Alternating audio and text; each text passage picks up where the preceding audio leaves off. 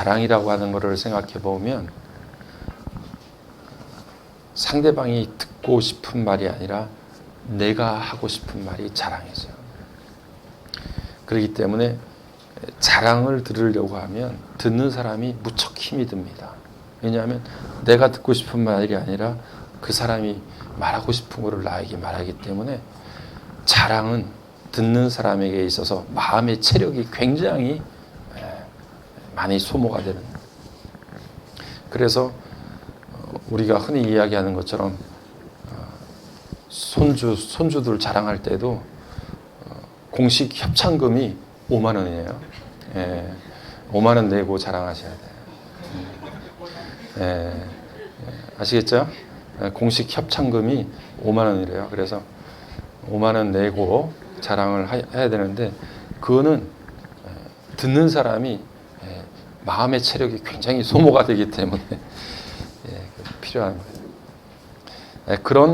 그런 이야기가 있을 정도로 자랑을 듣는 것은 듣는 사람들에게는 굉장히 힘든 일인데 또 생각해 보면 우리 모두에게 자랑하고 싶은 마음이 막 생겨나잖아요.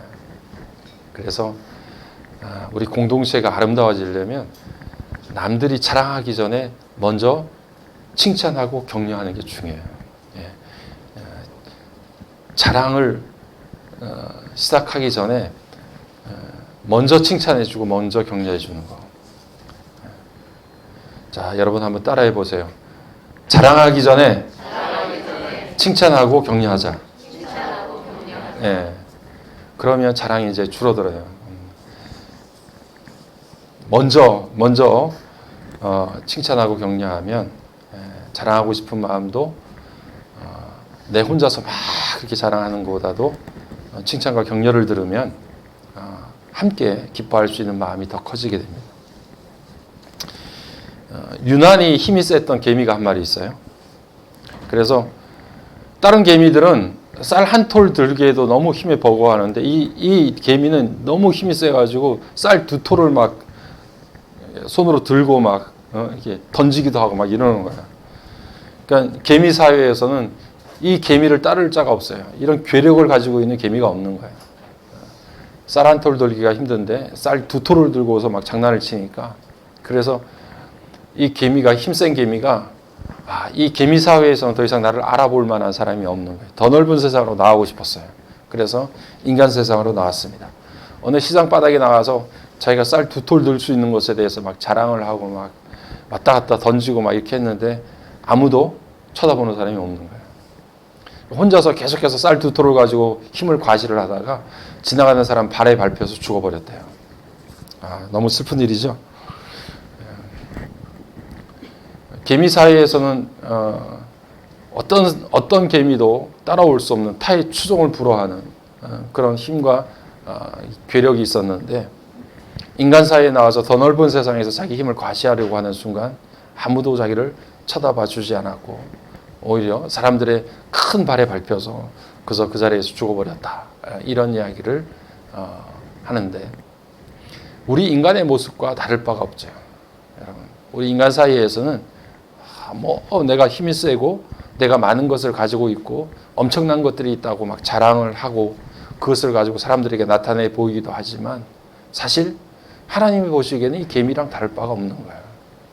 쌀 2톨 들면서 그 앞에서 막 자랑하고 그 앞에서 힘을 과시하고 그런 사람 우리 하나님께서 보신다고 하면 마치 개미가 쌀 2톨을 들고 그렇게 자랑하는 것과 전혀 다를 바가 없다는 거죠. 그럼에도 불구하고 우리는 그런 것들을 우리가 자랑거리로 삼고 사람들에게 과시하기도 합니다.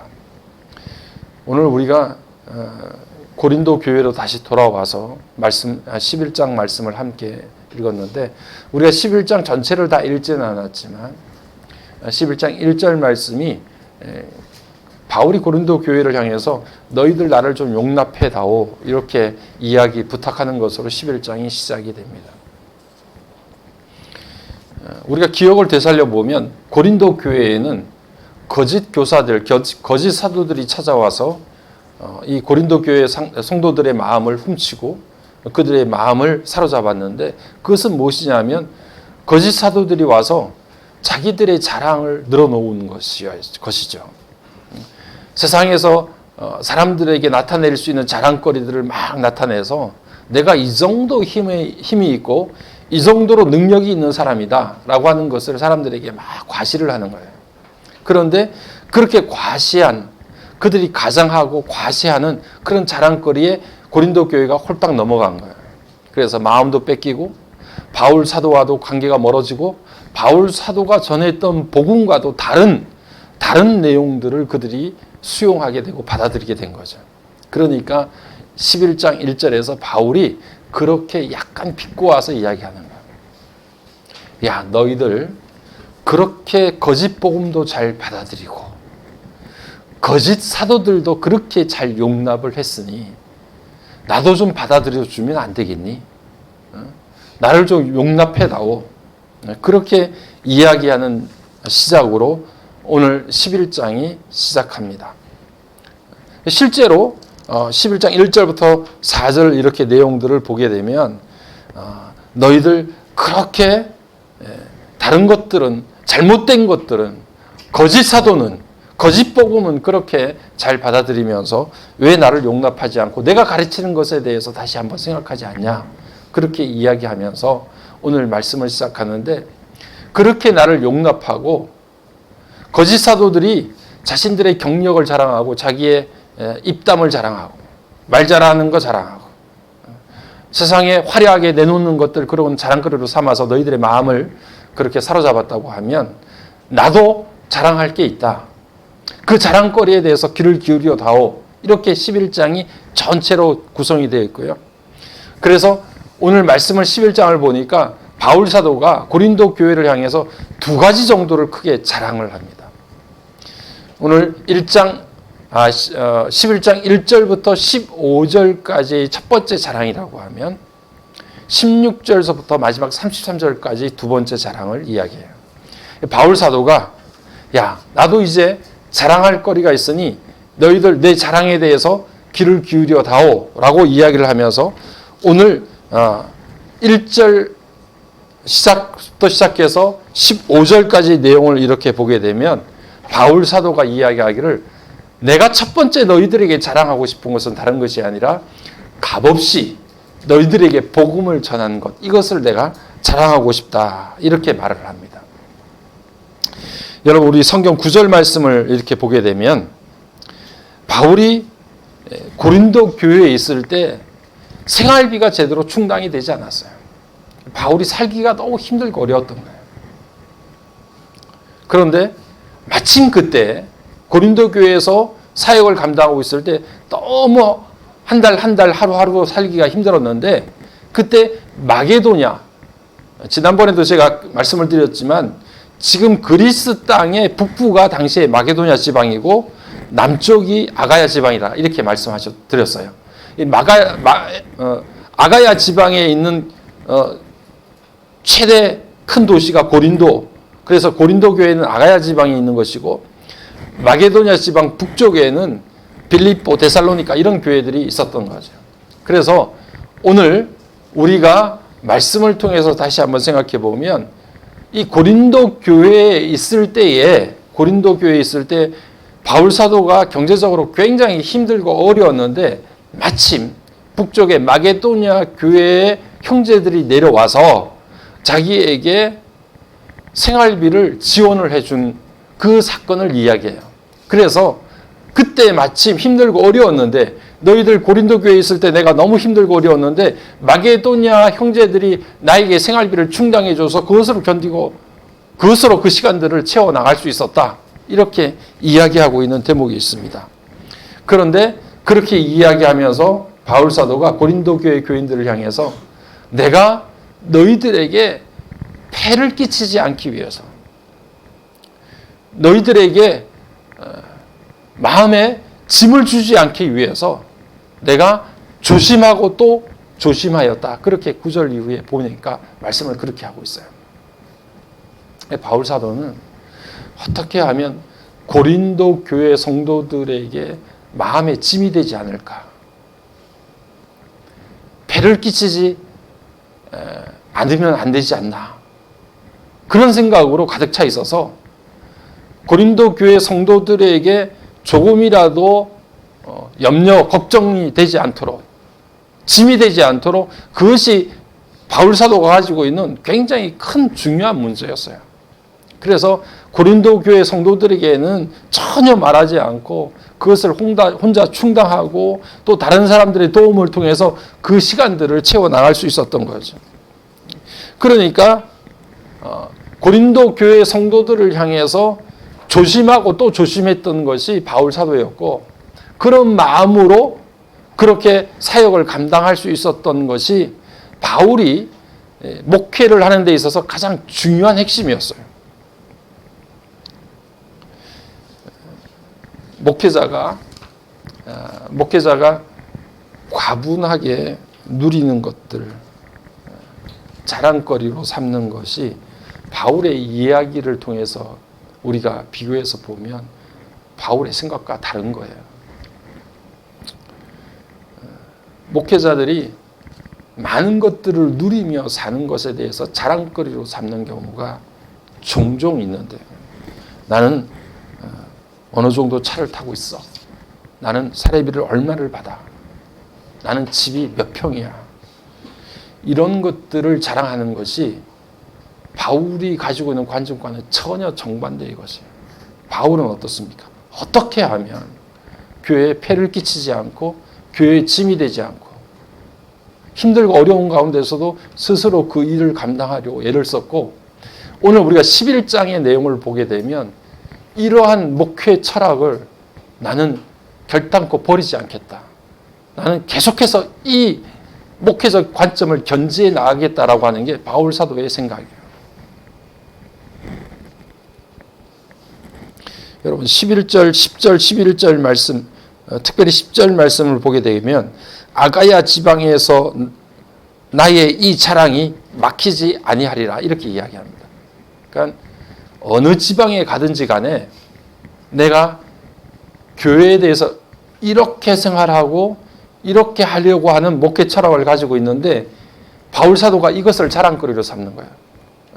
나는 그렇게 검소하게 생활하고 최선을 다해서 내 스스로 내 생활비를 충당하려고 애를 썼다라고 하는 것을 자랑거리로 지금 이야기를 하는 거예요, 바울 사도가.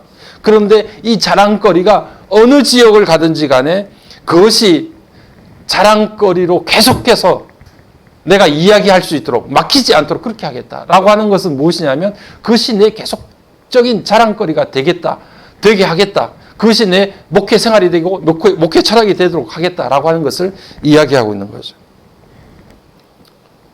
그렇게 하는 이유는 바울 사도가 나는 이만큼 고생해요. 나를 좀 알아주시오. 이런 생각 가지고 하는 게 아니었어요. 오늘 말씀을 보니까 11절 말씀이 다른 게 아닙니다.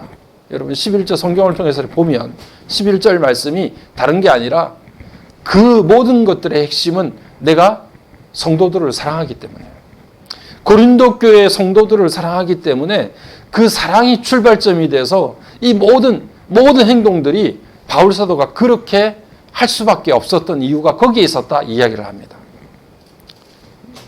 내가 고린도 교회 성도들 너희들 정말 사랑하는 마음으로 그렇게 내가 어려운 환경 가운데에서도 내가 목회를 이어갔는데, 사역을 감당했는데, 그것을 가지고 바울 사도는 너무 강하지 않아, 너무 약해, 자기 주장을 제대로 하지 못해, 말이 시원찮아, 이런 것들로 뒤집어 씌워서 내가 마치 잘못된 사역자인 것처럼 말을 하는 너희들 제대로 좀 들어라. 내가 정말 그렇게 한 것은 당신들을 사랑하기 때문이었고, 당신들에게 조금이라도 폐를 끼치지 않고 짐이 되지 않기 위해서 그렇게 그만큼 당신들을 아끼고 사랑했기 때문에 그렇게 했다라고 하는 것을 바울 사도가 이야기하는 거예요. 바울 사도가 그렇게 사역을 했어요. 그리고 이 사역의 방향과 태도를 나는 끝까지 유지하겠다. 이게 바로 바울 사도의 고백이에요. 여러분, 내가 자랑할 게 있다고 하면 이런 것들을 자랑하겠다. 바울 사도가 이야기하는 거예요.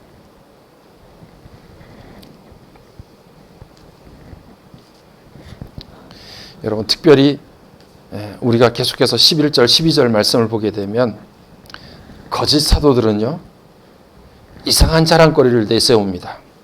그래서 이상한 자랑거리를 내세워서 바울과 그 일행들처럼 인정을 받으려고 그렇게 애를 쓰는데, 그것은 자랑이 아니라 부끄러움이라고 하는 사실을 드러내기 위해서라도 나는 계속 이렇게 생활하겠다. 그게 바울이 지금 이야기하고 있는데요.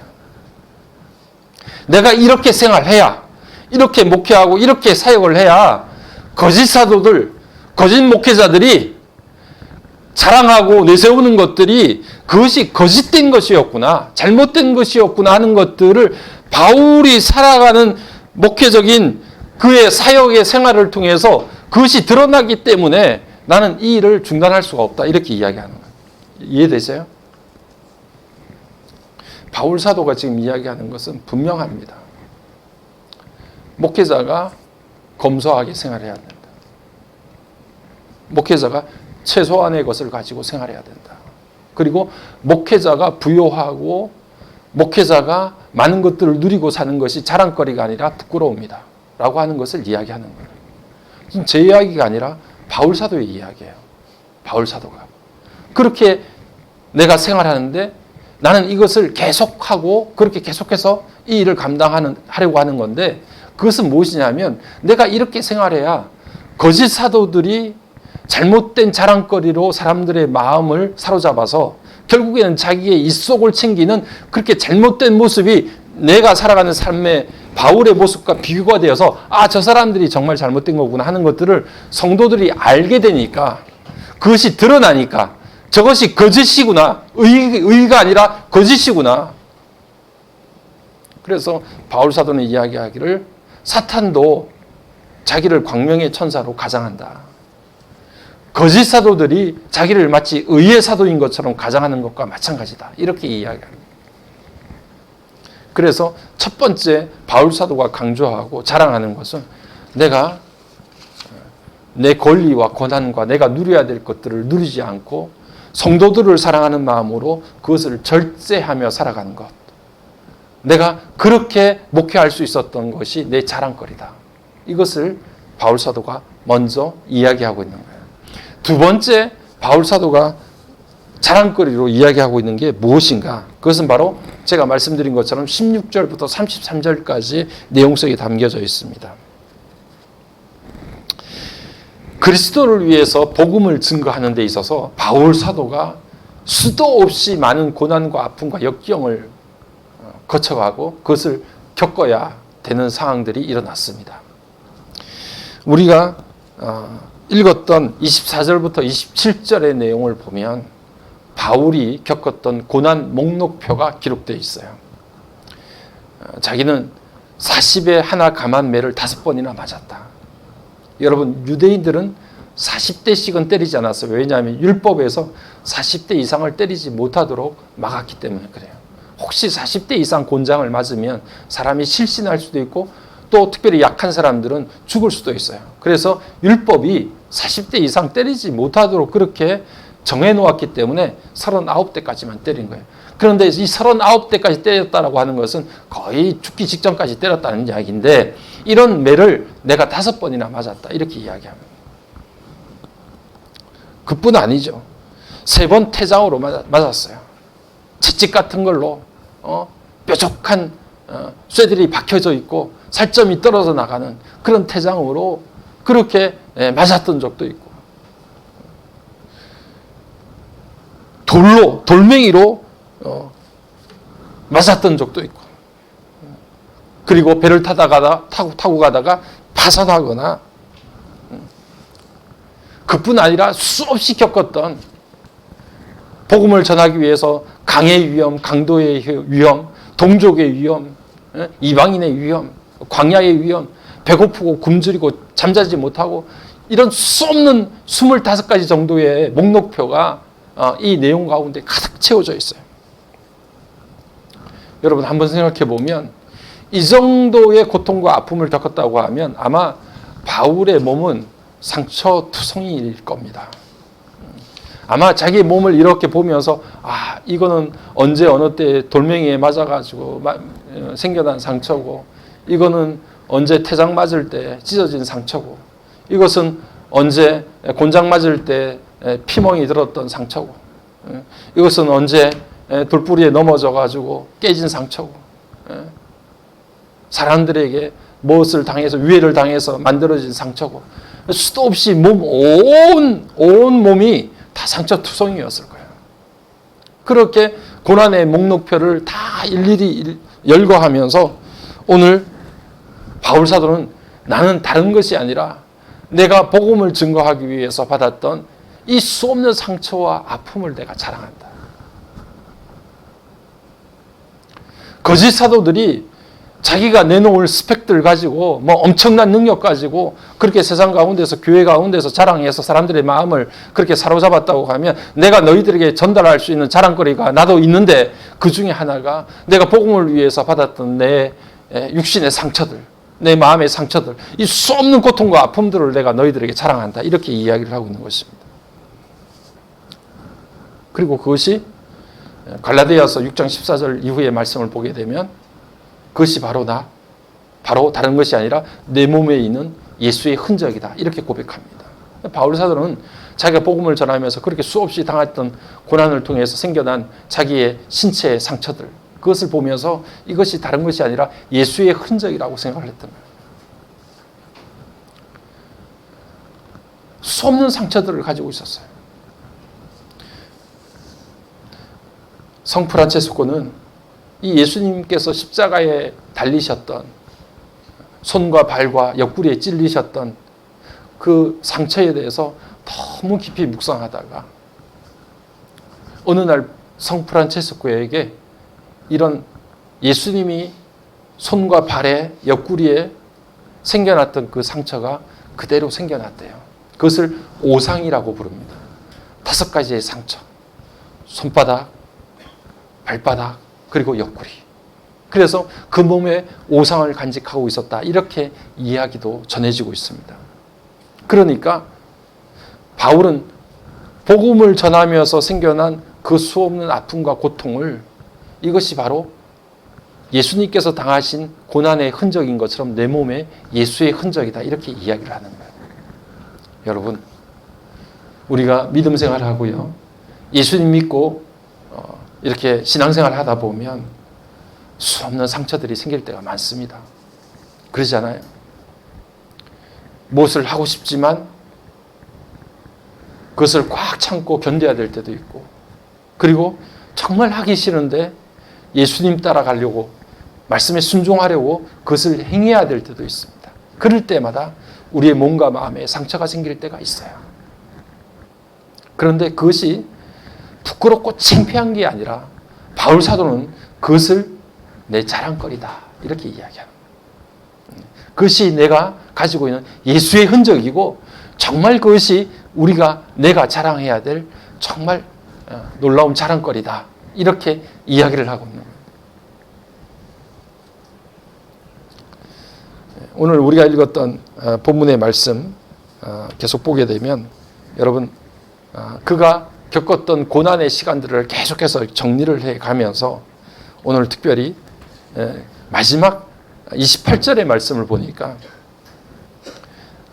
28절 말씀 우리 성경 보면서 같이 한번 읽어봅시다. 28절 시작. 고사하고 아직도 날마다 내 속에 눌리는 일이 있으니 곧 모든 교회를 위하여 염려하는 것이다. 돌에 맞을 때도 있고 채찍에 맞을 때도 있고 곤장 맞을 때도 있었고 배를 타다가 파손당할 때도 있었고 춥고 배고프고 굶주리고 동족들이 이방인들이 강에서 강도를 만나고 수없는 어려움들을 많이 겪었는데 다 이런 일들 다 제쳐놓을게 말로 다 표현할 수 없는 며칠 밤을 새워도 다 이야기할 수 없는 수없는 고난과 아픔에 대해서 다 제쳐놓으마 고사한다.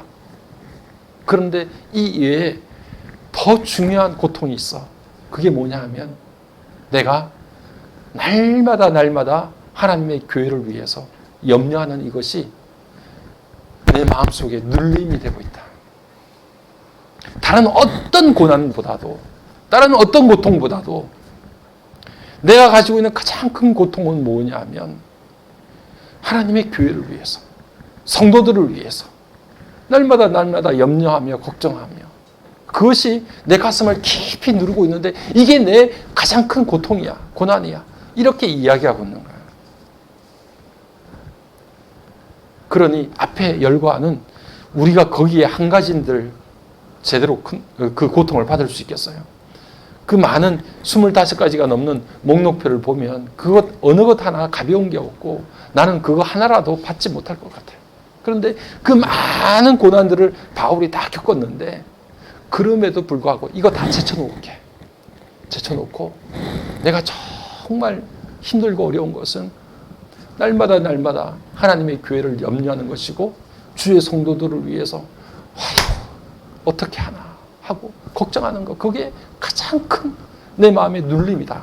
그래서 바울이 이야기하기를 너희들 누가 약하면 내가 약해지지 않더냐. 너희들 누가 연약한 상태에 빠지면 내가 그 연약한 상태에 나도 빠져서 나도 안절부절 못하고 그러지 않더냐. 누가 넘어졌다고 하면, 누가 뭐 때문에 걸려서 힘든 상황에 빠졌다고 하면 내가 예타지 않더냐. 속에서 불이 난다. 너무 예타가지고. 바울이 겪었던 지난날의 그 많은 아픔보다도 바울은 하나님의 교회 성도들, 이 성도들이 오늘 믿음 생활하면서 겪고 있는 순간순간의 어려움과 고통과 아픔과 기도 제목과 그것에 함께하는 것이 내게 더 큰 눌림이 된다. 이렇게 이야기합니다. 이게 바울의 자랑거리였어요. 여러분, 이런 목회자가 있다고 하면, 이런 바울과 같은 사역자가 있다고 하면 정말 자랑이 돼야 되지 않을까, 이런 생각을 가지게 되는 겁니다. 결국 바울은 마지막 30절 우리가 읽었던 말씀에서 나는 무엇을 자랑해요? 뭘 자랑합니까? 약한 것을 자랑한다. 우리가 지금 크게 두 가지를 바울이 자랑했다고 하는데, 첫 번째는 교회에 폐를 끼치지 않기 위해서 노심초사. 내가 힘들고 어렵다는 말도 제대로 못해. 어떻게든 끙끙거리면서 살아가는 거야. 그것은 고린도 교회 성도들을 사랑했기 때문이라고 말하는 이렇게 연약하고 약해 보이는 이 사람. 그리고 두 번째는 예수를 전하기 위해서 수없이 고난과 아픔을 겪었던 그 순간순간들을 겪었던 그것. 그런데 그것보다도, 그것도 너무 힘들고 어려웠지만 돌멩이 맞는 게 쉽습니까? 곤장 맞는 게 쉽습니까? 태장에 맞는 것이 쉽습니까? 춥고 배고프고 굶주리고 잠자지 못하는 게 쉽습니까? 그것이 너무 어렵고 힘들었지만 그것보다도, 그것은 고사하고 내게 가장 짓누르고 힘들고 어렵게 만드는, 내 가슴을 꽉 부여잡게 만드는 것들이 무엇이냐? 그것은 오늘 하나님의 교회 성도들이에요. 성도들이 겪고 있는 그 믿음의 상황들을 보면서 그것 때문에 힘들어하고, 그것 때문에 함께 기도하고, 그것 때문에 같이 약해지고, 이거 내가 자랑하는데, 결국에는 바울이 자랑하는 것이 무엇이냐면 내 약함을 자랑한다. 우리 모두 주님 안에서 연약해지는 저희들 되기를 간절히 소망합니다. 약해진다고 하면 가끔가다가 우리가 가지고 있는 생각은 무엇이냐? 너무 세상 가운데서 찌질하게 사는 것처럼 여겨질 때가 많아요. 너무 패배주의자로 사는 게 아닌가. 강해져야지 왜 약해지라고 하느냐. 그리고 바울은 왜 약하다라는 것을 강조하고 약한 것을 자랑하느냐. 이렇게 이야기하기가 쉽습니다. 그런데 바울이 이야기하는 이 약함이라고 하는 것은 다른 것이 아니에요. 이 땅을 다스리시고 통치하시는 하나님의 능력이 우리를 통해서 드러나게 하기 위해서 내가 하나님을 전적으로 신뢰하고 의지하는 상태가 내가 약해지는 거예요. 그 약한 것을 통해서 전능하신 하나님의 능력이 나를 통해서 드러나게 됐음을 자랑하는 거예요. 그것이 바로 거짓 사도들과 바울 사도가 다른 점이었어요. 그것을 오늘 우리에게 이야기하고 있는 것입니다. 세상의 권력을 가진 사람들은요, 우리가 할 수 없는 일들을 합니다. 그러잖아요. 권력이 센 사람들은 우리가 행할 수 없는 일들을 행해요. 그러면서 사람들이 다 우러러보게 만들어요. 야, 우리는 꿈에도 꾸지 못할 일들을 저 사람들은 하네. 야, 권력이 있으니까 좋다. 정말 저 사람들 엄청나다. 이렇게 생각할 수 있는 일들, 끔찍한 일도 저지르기도 하고 그렇게 하는 거예요. 그리고 우리가 가질 수 없는 것들을 힘 있고 능력 있고 돈 있는 사람들은 가져요. 그래서 사람들로 하여금 그 권력이 있는 사람들을 두려워하게끔 만들어요. 그래서 그 권력이 있는 사람들이 이야기하는 것에 대해서 순종하고 따르게 만들어요. 군소리 못하게 만들고. 그것이 바로 이 땅의 힘이고 권력이에요. 자, 여러분, 이 땅을 창조하시고 다스리시는 분은 누구세요? 하나님이세요. 최고의 권력자세요. 우리 주님이야말로 이 땅에 가장 큰 힘을 가지고 계신 분이세요. 그렇다고 하면 세상 사람들의 권력처럼 우리를 꼼짝없이 만들 수 있는 힘과 능력이 있으신 분이 주님이세요. 그런데 우리 주님은 그렇게 하지 않으셨어요. 우리 주님은요, 이 땅 가운데 오실 때 어린 아기로 오셨어요. 여러분, 아기를 두려워하는 사람은 아무도 없습니다. 그러죠? 예. 최고의 권력자, 이 땅의 우주 만물 가운데 최고의 권력자가 그 힘을 행사할 때 어린 아기로 오셔서 우리 가까이에 오셨어요. 예수님의 힘과 권력은 우리를 두렵게 만들거나 무섭게 만들거나 해서 멀리 우리를 떨어뜨리는 것이 아니라 우리 가운데 가장 연약하고 약한 모습으로 오셔서 우리와 가까이 사귀기를 원하셨어요. 더 친근하게 만나기를 원하셨어요. 그게 예수님이 가지고 있었던 정말 강력한 힘이었어요. 그 능력과 그 권력 때문에, 그 힘의 행사 때문에 우리가 구원을 받게 된 거예요. 우리 주님이 약해지지 않으셨다고 하면, 가장 낮은 자리에 오시지 않았다고 하면 우리에게는 그 놀라운 은혜와 복이 임하지 못했겠죠. 오늘 주님이 가지고 있었던 강력한 힘이라고 하는 것은 다른 것이 아니라 약해질 수 있는 힘이었어요. 십자가에서 죽을 수 있는 권세였어요. 그것이 우리를 구원의 길로 인도할 수 있도록 만들었습니다. 바울이 그걸 닮았잖아요. 바울이. 예수님이 가지고 있었던 그 큰 능력을 바울이 가지고 있었단 말이에요. 바울은 그렇게 예수님이 그러셨던 것처럼 약해지고 낮아질 수 있었어요. 그리고 그것을 자신의 자랑거리로 삼을 수가 있었던 거죠. 그래서 여러분, 이제 우리도 교회에서 믿음의 공동체 안에서 생활하고 세상 가운데 생활할 때 우리 예수 믿는 사람들이 자랑거리 내용이 좀 달라졌으면 좋겠어요.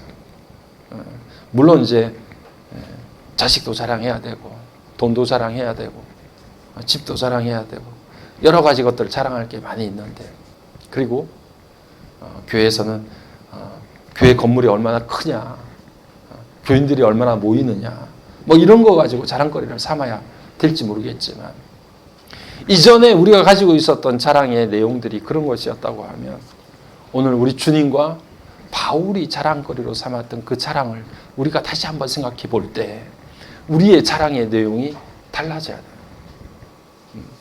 여러분, 정말 우리가 말씀 따라가다가 낮아지고 연약해지고 약해질 수 있었던 것에 대해서 여러분 자랑거리 삼았으면 좋겠어요. 용서할 수 없는 것에 대해서 용서하느라고 내가 더 낮아지고 더 겸손해질 수 있었던 것을 자랑거리로 삼으세요. 하나님의 말씀 따라 순종하는 것이 너무 힘들고 어려웠지만 내 뜻을 꺾고 그 하나님의 말씀에 무릎을 꿇어 순종할 수 있었던 것에 자랑. 연약하고 약하지만 우리 가운데 늘 하나님의 음성이 들려오고 그 음성대로 따라갈 수 있었던 것에 대해서 우리가 자랑할 수 있어야 돼요. 우리 안에 역사하시는 하나님의 놀라우신 힘과 권능을 볼 수 있는 것에 대해서 우리가 자랑거리로 삼을 수 있는 그런 바울의 자랑거리가 오늘 여전히 우리들 가운데도 자랑이 될 수 있는 그런 다민 공동체가 되기를 주의 이름으로 간절히 축복합니다. 지난번에 그런 말씀을 드렸는데요. 지난 성지 순례를 갔다가 갈릴리에 있는 예수님께서 광야에서 이렇게 복음을 전하시고 사람들에게 입을 열어 가르쳐 가라사대라고 이야기하는 마태복음 5장의 내용들을 가르쳤던 장소로 추정이 되는 이런 언덕들을 보면서 그곳에 팔복교회가 세워졌는데 그 팔복교회에 가서 찬양을 하는데 그 찬양을 들을 때 정말 저는 이 성지순례에서 가장 가슴이 뜨거웠던 시간이고 가장 많이 울었던 시간이고 그렇습니다. 누가 뭐라고 이야기하지 않는데도 내가 정말 누려야 될 복이 이 복이었는데 그 복을 잃어버리고 살았구나 하는 생각이 마음속에 들었어요. 우리 주님이 우리에게 정말 누리며 살기를 원하는 이 복을 내가 그동안 완전히 다 잊어버리고 살았구나.